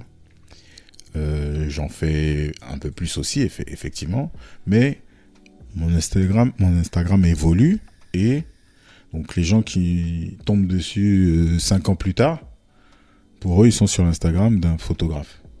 Ouais. Voilà. Donc certains se disent, mais qui travaille avec lui Il travaille avec qui est l'artiste un make-up artiste, etc. Ah, mais c'est lui aussi. Ok. Donc c'est un photographe et un artiste du body painting. Voilà. Et puis ceux qui sont patients, parce qu'on est dans un monde où ça switch très vite. Ceux qui sont en cours. Ouais. Voilà, ceux qui sont patients, ils prennent un peu de temps, ils descendent, et puis effectivement, ils se rendent compte qu'il y a autre chose en dessous, quoi. Et là, on arrive sur, comme je disais, quelqu'un qui est complet, qui ne renie rien, qui ajoute, mais ne retire rien. Et c'est difficile de vivre comme ça dans ce monde aujourd'hui, parce que on a besoin de coller une étiquette et dire, lui, il est, 2 points, un terme. Et quand tu commences à rajouter des slash, effectivement, ça dérange les gens. Donc, admettre ça, et c'est vrai qu'on n'a pas encore beaucoup parlé de société alors que c'était ce qu'on était censé faire, mais c'est important d'expliquer ça parce que ça explique aussi la société. Voilà. Donc, admettre qu'on est tout ça et en tout cas se battre pour que les autres le comprennent et l'acceptent, parfois tu es un peu fatigué. Et parfois tu dis, bon, celui qui veut dire que je suis photographe, grand bien lui fasse. Mais le jour où en tout cas il sera face à moi, il va, en tout cas je vais lui faire comprendre la complexité de... Voilà. Donc c'est pas que j'abandonne le combat, mais je me dis, les gens qui viendront à moi, ils comprendront, et ceux qui ne viennent pas à moi, c'est qu'ils n'ont pas compris le message, et c'est pas très grave finalement. Donc il y a un peu ce côté, finalement, les élus, ceux qui sont un peu curieux et patients, voilà, ils auront le message complet. Ceux qui veulent en prendre une partie, si ça leur fait du bien, tant mieux pour eux, mais voilà, c'est comme si tu arrives à la moitié du film, t'as peut-être pas tout vu, tout compris, quoi. Voilà. Donc, je sais pas, je m'étends beaucoup là. Est-ce que quelqu'un veut prendre le relais ou je continue? Vous me dites, hein. C'est toujours un plaisir de t'écouter, Serge. Ouah, les gars, ils sont en train de me mettre bien ce soir. Moi, je me sers à boire, du coup, je suis occupé pour l'instant. Ah bon, ok. Du coup, j'explique cette évolution personnelle, cet amas de choses qui m'intéressent et que j'ai envie de développer. Ce truc, je ne suis pas Patrick Bruel, donc je peux pas dire, les gars, ce mec qui s'appelle Serge Panton et il fait ça, ça et ça et ça et ça. En plus, il est bon dans ça, ça, ça et ça. Donc je me calme. Entre-temps, je me lance en freelance. Épisode précédent, vous allez comprendre pourquoi et comment. Et freelance dans la communication digitale, artiste à côté, j'ai envie de fusionner tout ça. Arrive le projet Chiros dont on a déjà parlé et il faut à un moment donné valider tout ça par une société qui va me permettre de négocier avec des distributeurs, etc. pour ce projet audiovisuel qu'on a conçu avec mon ami Katitiam. Il faut porter ce projet-là devant plus de monde, donc il faut créer une société. Et là, je me dis, ok, c'est à la fois l'inconnu, mais en même temps, c'est une opportunité, entre guillemets, de me cacher derrière cette société-là.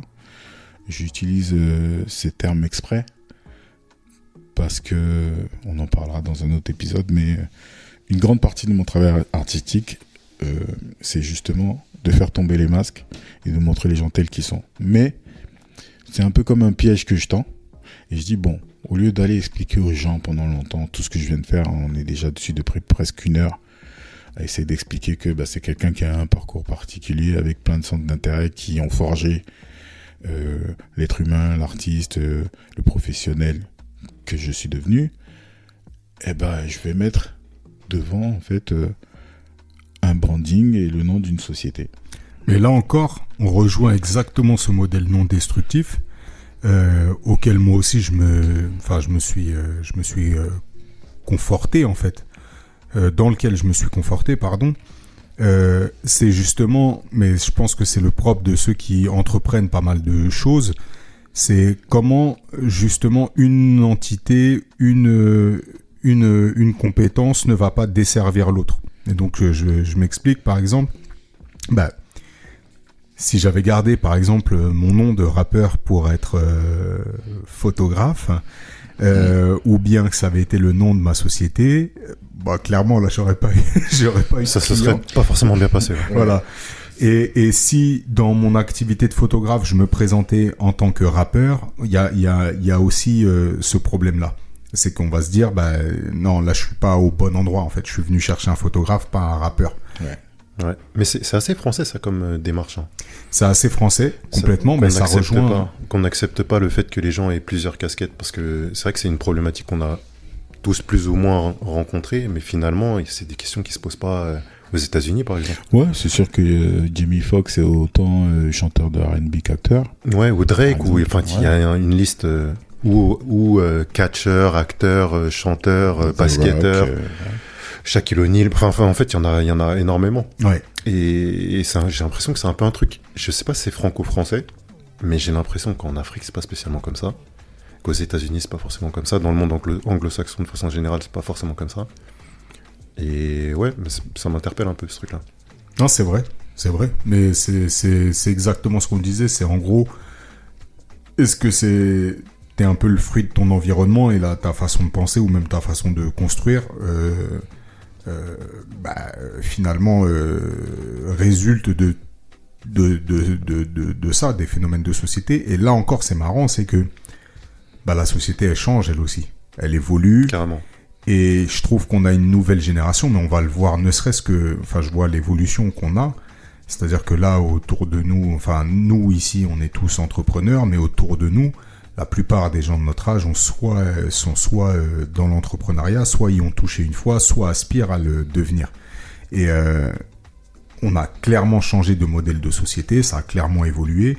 Et je pense même que, justement, ce modèle un peu francophone, justement, même au niveau de l'éducation, en fait, il va falloir que tu travailles pour obtenir un métier qui te suivra toute ta vie et pour lequel tu pourras gravir les échelons et avoir un revenu conditionné, on va dire. C'est des choses qui sont en train de changer et on voit aussi à quel point même la francophonie est en train de perdre du terrain à un niveau mondial ou autre. Et puis, on voit comment aussi, à travers la mondialisation, les modes de pensée se diluent et autres. Donc c'est marrant aussi de voir cette évolution à une plus grande échelle que la nôtre. Mais c'est vrai que dans le modèle non destructif, il y a aussi ce confort et cette... c'est pas se couvrir du risque, mais c'est arriver à être crédible dans un domaine sans desservir l'autre. Et ne pas se perdre dans le chemin. C'est comme les petits cailloux que tu sèmes là. Et en fait, je parlais de ça aussi avec le fil rouge ou le fil d'Ariane, si on veut aller dans de la mythologie. C'est ce truc que tu laisses derrière toi et que tu ne coupes jamais.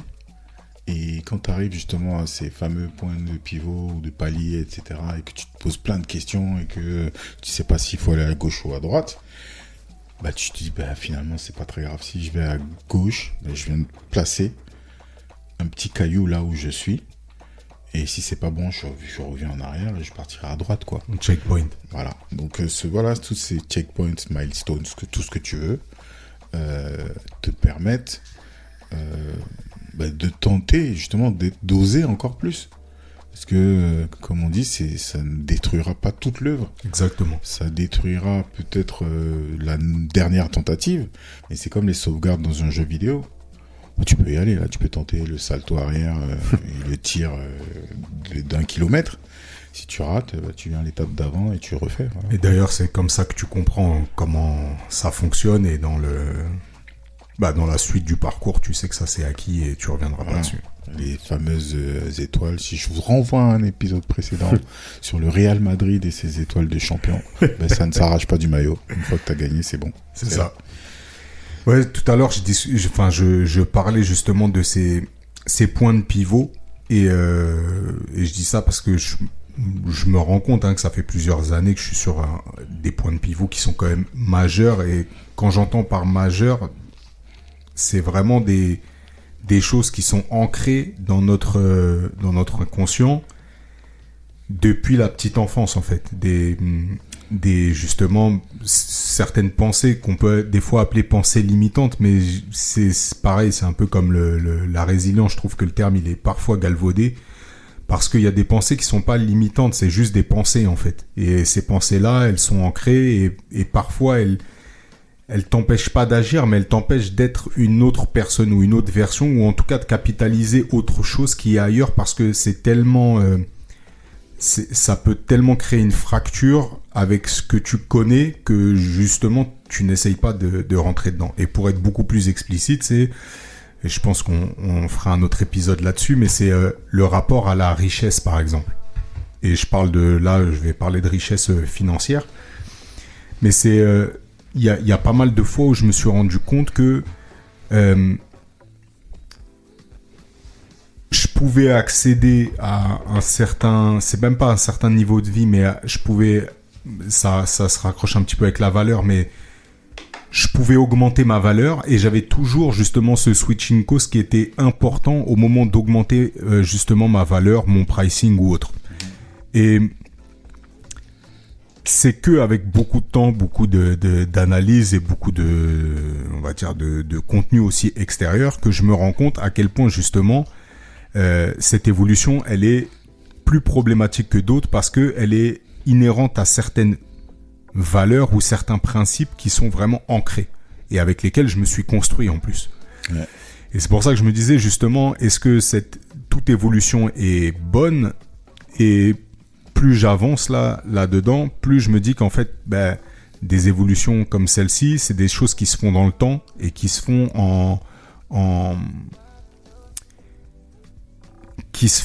de manière échelonnée en fait, et step by step vraiment. Et je pense que il y a certaines évolutions qui, si elles sont faites trop vite, peuvent être destructrices. Parce qu'on va plus se retrouver justement un petit peu comme tes milestones, ce que tu dis là.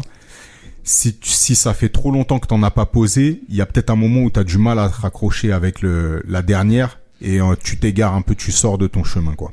Ouais, donc il y a plein de façons de le dire. On parle de brûler les étapes, on parle de, je sais pas moi, une fille de 5 ans peut-être pas commencer à mettre du make-up, se faire les ongles. Ouais. Voilà, donc il y a les bottes de 7 lieues pour revenir au petit poussé. Il y a des choses qui doivent prendre le temps qu'elles prennent parce que il faut le temps que ça travaille à l'intérieur, que tu comprennes où tu en es et surtout que tu arrives à faire ce travail de te situer par rapport à tout ça. Je sais plus quand est-ce qu'on a parlé de ça, mais moi, il y a quelque chose qui me guide, c'est toujours faire appel à mes valeurs, ce qui pour moi est fondamental et qui fait de moi qui je suis finalement. Il y a beaucoup de choses qui changent. Il y a quand même, je vais pas appeler ça de l'immuable parce que je pense que ça n'existe pas, mais il y a quand même des principes fondateurs. Un socle. Et ce socle-là, à un moment donné, quand tu te connais bien, tu arrives à identifier ce que c'est. Et donc, tu vas passer au filtre de ce socle-là toutes les décisions ou tous les actes que tu peux poser. Et te dire, lui, si je lui mets une tarte, est-ce que c'est moi ça ou est-ce que c'est pas moi ? Ce contrat-là, si je l'accepte, même s'il est juteux, est-ce que la façon dont ça se passe, ça me parle ou pas ? Tu vois, donc, on peut prendre des décisions qui sont contraires à son guide ou son socle ou ses valeurs, mais vaut mieux les prendre en connaissance de cause et savoir aussi l'impact que ça va avoir sur soi-même. Donc, je suis pas en train de donner des conseils ou dire comment les gens doivent faire. Je dis juste, voilà la façon dont moi je procède et j'ai ce guide-là ou ce maître étalon, je sais pas comment on dit d'ailleurs, pour pouvoir mesurer un petit peu tout ce que je fais et pouvoir filtrer, décider en fait tout simplement. Quand j'arrive à ces fameuses étapes qui sont un peu où tu sens qu'il y a quelque chose de concret qui va se passer et qui peut avoir des impacts. Donc c'est là où tu te dis, est-ce que là effectivement je vais évoluer, est-ce que je vais régresser, tu vois. Donc tu te poses la question, ou même tu peux évoluer dans un sens qui ne te va plus en fait. On en avait parlé aussi dans un épisode où on parlait de est-ce qu'il faut je sais pas moi, est-ce qu'il faut gagner plus? Tu as une société, est-ce qu'à un moment donné le contrat que tu vas chercher en plus, il va pas changer complètement la dynamique du fonctionnement de ta société, etc. Donc j'ai l'impression avec le temps qui file là qu'on va pas forcément parler de l'évolution complète de nos sociétés et je trouve ça un peu normal parce que ça fait quand même un certain temps et ça serait présomptueux de pouvoir raconter tout ça en un seul épisode. Clairement. Mais concrètement, oui, dans la vie de ma société qui est intimement liée à la mienne, il y a eu des moments où tu te poses la question, ok, là, il faut que je me concentre sur tel ou tel aspect parce que c'est celui qui va mettre de l'argent sur le compte de la société. Une société qui se veut à deux faces, entre guillemets, une face très ancrée dans le digital et tout ce qui va avec, et une autre face résolument créative. Quand tu mélanges les deux, c'est idéal de tomber sur des projets qui réclament les deux. Mais c'est pas toujours le cas. Donc parfois tu vas faire beaucoup plus de digital parce que c'est là où il y a les bons contrats et l'argent. Et parfois tu vas faire des projets plus créatifs parce que c'est là où il y a le kiff et quelque chose qui fait appel à un truc qui grandit en moi depuis que je suis tout petit, quoi. Donc oui, la société évolue, mais à la fois c'est un peu subi entre guillemets par rapport au contexte du marché, contexte global, géopolitique, etc. Il y a quand même des choses qui impactent le business et les opportunités que tu peux avoir. Mais l'essentiel, c'est que dans le fond, même si il y a un truc qui est subi, ton bateau il va plus à bâbord ou à tribord par rapport au vent, etc. Mais quelque part, tu connais le cap en fait. Et tu vas ajuster ça, donc ça va peut-être se voir au prochain palier, mais quelque part tu sais où tu vas. Donc dans ce sens-là, je trouve que l'évolution elle est pas effrayante en tout cas. Ouais. Voilà, en ce qui me concerne. Elle est nécessaire parce que j'estime ne pas être exactement où je pense être à un moment donné, mais en même temps, aujourd'hui, la place où je suis me convient parce que ma vie me mène à ça et j'ai tout fait pour être où je suis aujourd'hui finalement. Voilà. Donc c'est pas complètement satisfaisant parce que si t'as plus d'ambition, c'est un peu chiant, je trouve. Mais en même temps, et on en parle souvent, hein, un des mottos du monde des meetings, c'est de se dire il faut célébrer même les plus petites victoires parce qu'on a tendance à être très dur avec nous-mêmes et attendre vraiment le hat-trick avant de dire on a fait un bon match. Voilà. Mais je suis quand même très satisfait du chemin parcouru et c'est bien cool, quoi. Voilà. Et qu'il soit encore long. Amen. C'est excitant. Je pense qu'une fois qu'on n'évolue plus, on crève, hein, au sens propre. Ouais. Et je pense qu'en effet, un business qui reste sur ses acquis et qui se remet pas forcément en question et qui n'évolue pas en même temps que ce qui l'entoure, on l'a vu à travers des grandes sociétés. On peut nommer Nokia, on peut nommer BlackBerry pour la téléphonie, on peut nommer Blockbuster qui a pas su prendre la tangente de Netflix ou ce genre d'histoire. C'est des choses intéressantes à regarder, mais en effet l'évolution elle demande d'être constamment aux aguets et en même temps de savoir prendre les bonnes décisions au bon moment. Et en effet, plus on se connaît ou plus on connaît sa propre société, plus on est à même de prendre les décisions qui la feront croître et d'un point de vue personnel ou d'un point de vue business. Yes. Il y a quand même quelques questions qu'on n'a pas abordées. Là, je pense que ça fait quelques temps. Et en même temps, on peut envoyer. Hein, donc, est-ce qu'il y a une limite de temps ? S'il y a des choses importantes à dire, allons-y. Non, je sais pas si c'est important, mais on a beaucoup parlé de... Finalement, moi, ce que je ressens là, c'est qu'on a beaucoup parlé de l'évolution des hommes avant de parler de l'évolution des sociétés. C'était pas ce qui était prévu au départ, mais finalement, en fait, je pense que c'est ça le fondement de la chose. Parce que je vais quand même revenir sur 2 points. C'est la question de la validation dont on a parlé au tout début, sur laquelle je me suis pas du tout reconnu. Parce que pour moi, l'évolution, c'est quelque chose qui vient de l'intérieur et qu'on fait avant tout pour soi. Et là où je veux en venir, c'est que finalement, l'évolution du business, dans le business plutôt, c'est que le pendant de son évolution personnelle. On va pas parler du mot interdit qui est n'est-ce pas, le développement personnel. Voilà, c'est dit. mais je pense que ça peut être que le pendant de ça. Et en fait, là, on le voit, je crois que je l'ai abordé au tout début de podcast, mais avec Vincent, on est à un point de pivot, j'ai l'impression, dans notre société. Et on arrive à ce point de pivot au niveau du business simplement parce que, en tant que personne, on arrive à autre chose, on a d'autres aspirations, et ça en découle tout naturellement. Donc, on en a peut-être pas parlé dans ce podcast, finalement, de l'évolution de nos business au sens propre, mais je pense qu'on a abordé le cœur de la question en parlant de nous. Bah, finalement, ça nous ressemble, c'est-à-dire que l'idée, c'est de faire du business en restant humain. Donc, qu'on parle finalement des hommes qui sont à la base de ces business-là, je trouve pas ça incohérent. Mais c'est vrai qu'on aurait pu effectivement parler un peu plus d'évolution des sociétés, des décisions qu'on a pu prendre pour aller dans telle ou telle direction, et peut-être qu'on peut l'aborder là. Ouais, carrément. Bah non, on parle d'un point de pivot qu'on est en train de vivre actuellement. On peut le détailler, Félix, si t'as envie. Ouais. Dans les grandes lignes. Ouais, je sais pas ce qu'on a le droit de dire.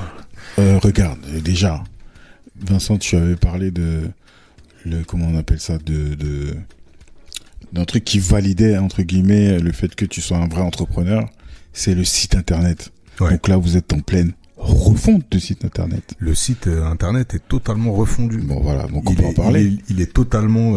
Est-ce que tu peux nous balancer l'URL, s'il te plaît? Mais bien sûr, l'URL http www.hd-diff.com. N'hésitez pas à aller faire un tour. Bon, j'ai entendu un petit truc qui m'a un peu fâché là. Ah, c'est les 2 slash avant le... Non, c'est HTTPS, comme sécurisé. Je suis désolé. Voilà. Je suis désolé. Ah ouais. Mais je me confonds en excuses face à l'expert UXXD. S'il n'y a pas de S, les gars, il est faut appeler votre webmaster rapidement qu'il fasse le travail. Il est totalement S. Il est totalement bon, voilà. S. Merci. Pas fiché S. Hein. Attention, Darmanin. Ouais.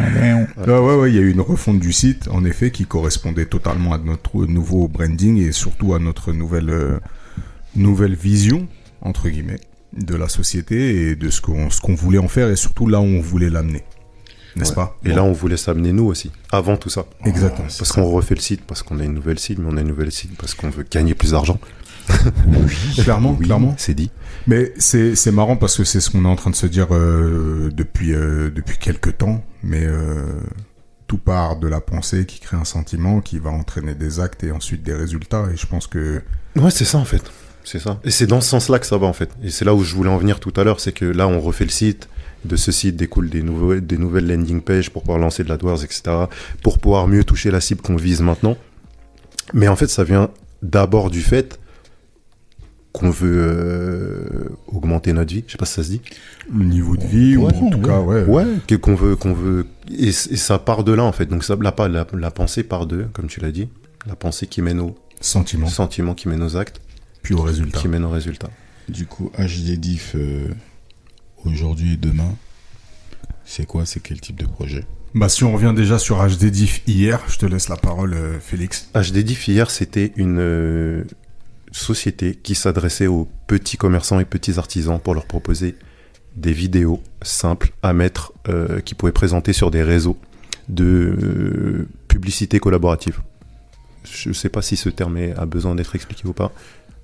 En gros, ouais, c'est totalement ça. Et en gros, pour le vulgariser totalement, l'idée c'était de mettre en valeur le savoir-faire d'un artisan dans une rue commerçante, par exemple, et de faire l'intégralité de la rue commerçante et de mutualiser la diffusion à travers tous les commerçants d'une même rue, par exemple, ou d'un même secteur, d'une zone de chalandise. Voilà. Chez le cordonnier, on pouvait retrouver la vidéo promo du pressing et du boulanger et enfin voilà. C'était ça le postulat de base. C'est un peu ce qu'on retrouve dans les cinémas, les grosses sociétés de production qui affichent justement l'ensemble des commerçants de la ville qui collaborent sur ce même projet publicitaire et qui va être projeté dans un cinéma, sauf que là, le cinéma, il était en vitrine de chaque magasin. Ça, c'était le postulat de base, en effet. Puis... Bon. Et puis, on s'est adapté au marché. Voilà. Donc, puisque tu as voulu faire le mec qui répond pas à la question, puisqu'on a parlé d'aujourd'hui, demain, et tu parles d'hier. Si on se plonge sur hier, qu'est-ce qui fait que ça n'a pas marché? Alors, ce qui fait que ça n'a pas marché... Oh, dis-le. Oh là là, je vais le dire, tu m'énerves. Dis-le. Alors, ce qui fait que ça n'a pas marché, c'est qu'on s'adressait à comme on l'a dit, des petits artisans et des petits commerçants avec tout le respect qu'on a pour eux et tout l'amour qu'on a pour eux, mais c'était pas forcément des gens qui avaient une vision orientée com et orientée budget com, pour ce qui nous intéresse, principalement. Complètement. Et le travail qu'il y aurait eu à faire en termes d'éducation du client était beaucoup trop important au vu du déploiement, au vu de nos moyens humains. Ouais, c'est ça. Le déploiement d'énergie exactement, était beaucoup trop important. Ouais. Voilà. Il y avait beaucoup trop d'énergie à déployer pour éduquer le client, comme tu as dit. Je vais juste préparer, parce qu'effectivement j'ai eu un épisode comme ça sur ma société. J'ai pas encore parlé de ma société, mais j'y reviendrai plus tard. Il y a eu un moment où je me suis aussi intéressé, entre guillemets, à mes semblables, puisque je voulais proposer des services de communication donc à des entrepreneurs, auto ou pas d'ailleurs, des entrepreneurs, et les accompagner dans justement l'expression de leurs projets d'entreprise à travers donc des kits de communication, logo, charte graphique, landing page, etc. Et effectivement, je me suis rendu compte que la plupart des gens auxquels je m'adressais n'avaient pas de notion particulière de comment on gère les efforts quand on monte un business. Tout simplement, hein, quand j'ai un budget de 100, Antoine en parlait la dernière fois, il faut quand même que je prévoie 30 pour la communication, quoi, à peu près. À peu près. Parfois, ça va même au-delà. Oui, il y en a maintenant sur les réseaux sociaux qui sont à 90-10, mais voilà, parce que tout simplement, il faut se faire connaître, sinon rien n'existe, quoi. Et c'est vrai que la tendance des entrepreneurs, c'est plutôt de se dire, je me concentre sur l'objet de mon entreprise, c'est-à-dire mon produit ou mon service, et je mets tous les efforts dedans. Et comme je dis souvent, quand tu as un produit et que tu n'as pas de budget pour communiquer, en fait, tu as de jolis stocks dans ta cave. C'est ça. Et ça reste dans ta cave. Ou des copains très sympas pour tout acheter. En général, tu as des copains sympas qui vont faire le geste, mais ça vide pas les stocks, quoi. Voilà. Ouais. Donc j'ai été confronté, donc je fais un peu d'avance de phase parce que j'ai pas encore parlé de la genèse de la société et de ce qu'elle fait, mais c'est vrai que j'ai été confronté au même problème que vous. Quelque chose que j'aurais aimé faire naturellement, qui m'aurait animé parce que j'aurais eu l'impression d'être utile en même temps que je travaillais. Tout de suite, je me suis dit, non, en fait, je ne vais pas me sacrifier financièrement, en énergie, etc., pour faire, entre guillemets, l'éducation de certaines personnes. Voilà. Je suis pas, si j'étais Bill Gates, je ferais une fondation pour aider ces gens-là, mais je ne le suis pas. Donc, il faut que je crée ma richesse autrement. Voilà. C'est ça. Et là, en fait, de là est né finalement, on va dire, ça correspond plus à l'épisode de l'adaptabilité, c'est-à-dire que là, on s'est adapté pour des raisons de survie, hein. C'est-à-dire que là, on rentrait très très peu de clients, donc là, on s'est adapté et donc on a changé notre mode opératoire et aussi notre cible. Et puis on a eu des retours rapides finalement sur cette adaptation. Et on a ciblé d'autres clients, donc on a ciblé des clients dans le monde de la musique, donc avec des productions audiovisuelles en lien avec la musique, et puis des entreprises qui étaient déjà vraiment installées, avec notamment des startups qui organisaient justement des levées de fonds, ce genre de choses. Pour nos auditeurs, est-ce qu'on peut balancer 2-3 noms là ? J'aime bien ça, moi. Puisqu'on était dans le monde du rap tout à l'heure, on va y rester. On a réalisé des clips pour un célèbre rappeur qui nous tient à cœur, qui est Olkari, qu'on salue, le Book Diff, plus communément appelé dans le 91. Yes. Essonne. Pour rester dans le 91, on a produit 2 clips pour Cynic, notamment un en collaboration avec Rémi.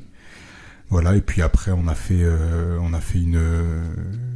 des prods pour des artistes allemands. D'accord. Qui sont signés chez Sony Music, donc notamment Malik Montana, si on doit le citer.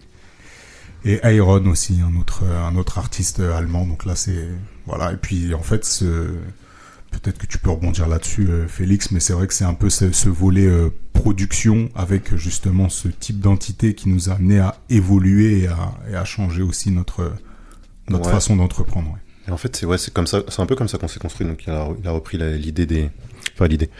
Le fait qu'on ait fait des clips et on travaille aussi avec des petites entreprises, donc comme vient de le dire Vincent. Et en fait, j'ai un exemple en tête, c'est comment on se met à faire de la production, pour reprendre l'évolution. C'est un jour le téléphone sonne, Allô. J'avais pas spécialement envie de répondre en plus ce jour-là. C'est marrant pour l'anecdote. Je crois que j'allais même pas répondre. C'est un numéro inconnu. Je décroche. Allô. Ouais, est-ce que je travaille avec tel réalisateur? Est-ce que vous faites de la production? Et je sais pas, à l'instinct de me dire ouais. On a toujours produit nos clips. On s'est toujours débrouillé pour organiser nos clips. Est-ce qu'on peut le faire pour quelqu'un d'autre? Oui. Et ça part de là, en fait. Et on rentre dans d'autres sphères, entre guillemets, parce qu'on commence à travailler avec des clients étrangers, un client en amenant un autre, etc., etc. Bon, je fais un peu un fast-forward. Je détaille pas spécialement. Mais c'est un peu comme ça qu'on débloque ces nouvelles axes. Je sais pas si on peut appeler ça un axe. Cette nouvel aspect de notre métier qu'on connaissait sans le connaître. Quand je dis on le connaissait sans le connaître, c'est qu'on n'avait jamais mis de mots dessus. Pour nous, c'était normal. On tournait un clip. Il n'y avait pas forcément de budget. Fallait qu'on se débrouille, on faisait les choses nous-mêmes, on trouvait les figurants, on trouvait le maquillage, on trouvait les lieux, bref, le travail de production. Et finalement, là, on nous appelle pour faire ce boulot-là. On se rend compte que c'est assez bien payé quand même. On se dit, ouais, pourquoi pas développer ça? Et au final, ça nous ouvre toujours d'autres portes. On passe des clips à la pub. Et naturellement, quand tu rentres dans des milieux où il y a un peu plus d'argent, je fais que de parler d'argent, mais c'est un peu c'est mon moteur. Dans le taf, c'est mon moteur. Ouais. Non, faut être honnête. L'évaluation de ouais, c'est ça. Fait, ouais. Et en fait, tu es sur des projets plus gros, donc tu te rends compte de la valeur de ton travail aussi. Et là, je me contredis sur le fait qu'on n'avait pas besoin de validation. Et là, je te donne raison, et ça me fait chier, bonhomme. Non, mais et du coup, et c'est comme ça qu'on avance, et qu'on se dit, mais en fait, putain, c'est cool, on peut faire un taf qu'on aime, on peut être relativement bien payé pour le faire. Il y a des opportunités, il y a un marché, et c'est là où tu commences à découvrir ton boulot sous une autre forme. Et de là, donc pour accrocher un peu au wagon de l'évolution, c'est là où on décide de restructurer encore la société. Donc on est passé, pour rappel, des artisans aux PME ou aux artistes pour aller vers la pub et les plus grosses entreprises ou les institutions. Globalement, c'est ça notre cheminement. Et dans cette nouvelle phase-là, on peut balancer 2-3 noms ou c'est trop tôt? Non, on peut balancer des noms. Il y a HEC avec qui on collabore. D'ailleurs, on leur fait un gros bisou. Non, peut-être pas un gros bisou. Un grand bonjour. Un grand bonjour. On est raccord. Un grand bonjour d'abord. Il y a eu Porsche. Il y a eu quelques petits trucs sympas comme Adidas, Snipes. Avec qui? Adidas, Snipes? Légériste et Gazo. Ouais, c'était avec Gazo. Non, mais les gars, il faut tirer des name dropping. Ouais, on n'a pas encore touché Patrick Bruel, mais on y travaille. Et on lui fait un appel. Et si ça se trouve, c'est Gazo qui va sponsoriser cet épisode. Ça se trouve. Gazo, grand bien te fasse de sponsoriser cet épisode. Très sympathique, garçon, très sympathique. Ouais, donc du coup, c'est vrai qu'on n'est pas trop dans le name dropping. Moi, je suis pas dans le name dropping. Moi non plus, mais on va le faire les uns pour les autres. Ouais, on va le faire. Marketing est important. Tout le monde le fait, pourquoi on ne le ferait pas? Ouais, c'est vrai.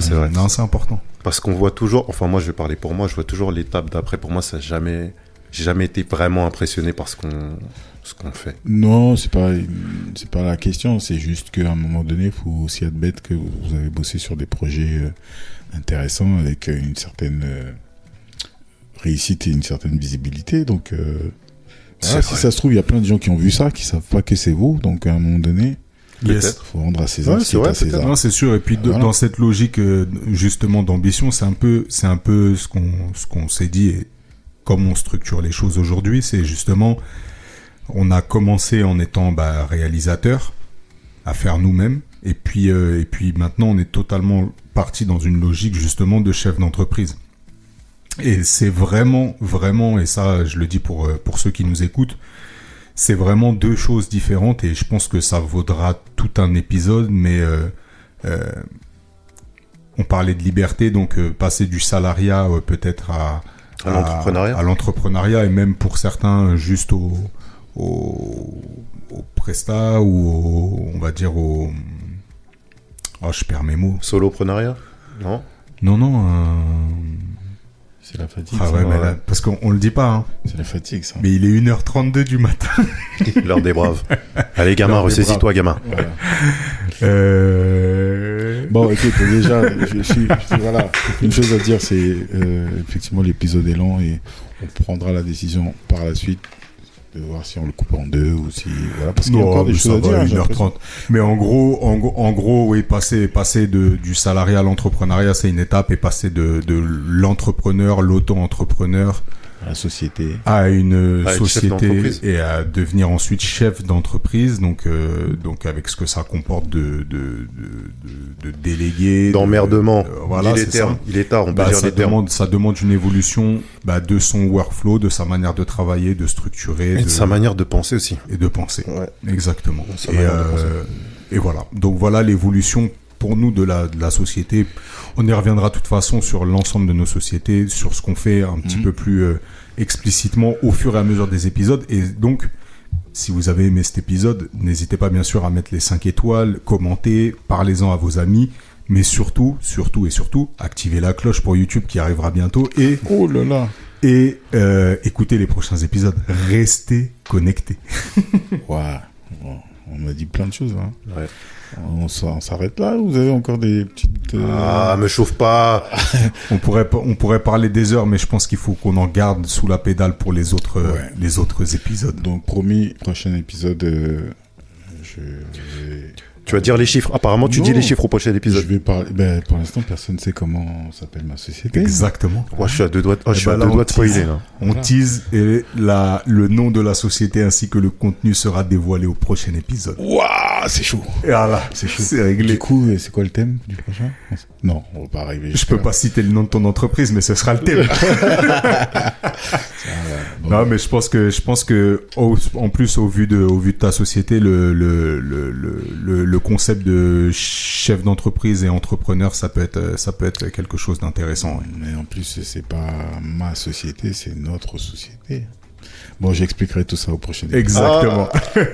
On va parler des Ça royalties. pique, ça pique. Excellent. Mesdames, messieurs, c'était encore un plaisir de faire ce Monday Meeting en votre présence. Chers auditeurs, je l'ai déjà dit, mais je le reformule. N'hésitez pas à vous engager d'une manière ou d'une autre. Engagez vos amis, ceux qui vous sont proches et ceux à qui ça pourrait apporter quelque chose, ne serait-ce que d'écouter, pour le divertissement, pour ceux que ça intéresse, et puis pour les tips, les skills et tout ce que ça peut comporter.